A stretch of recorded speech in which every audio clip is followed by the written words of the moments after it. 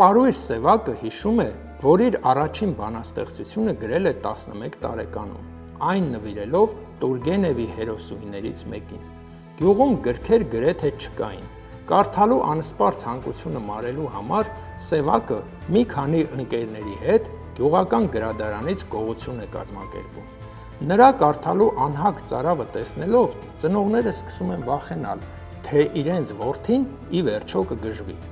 Գյուղում տարածված էր այդպիսի համոզմունք, շատ կարդացողները վերջում խելքները թռցնում են։ Մայրը, թեև գրագետ կին չէր եւ անգամ Հովհաննես Թումանյանի անունը չէր հիշում, սակայն Գիգորի պատմությունը լավ գիտեր։ Նա որդուն հաճախ ասում էր. «Այդքան կարդում ես, գոնե դառնաս այն Գիգորը գրողի նման մարդ»։ Սևակի մեծությունը կայանում է նրա մարդասիրության բարձրագույն դրսևորման մեջ, որը պարզորեն արտահայտվում է «Ծնվել եմ» բանաստեղծության մեջ։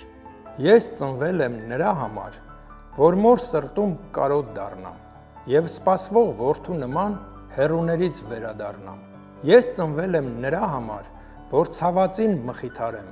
ջահելների հարսանիքին ձեռքիս գինի զվարթ պարեմ։ Եթե շուրջս խավար լինի, մարդկանց համար փայլատակեմ,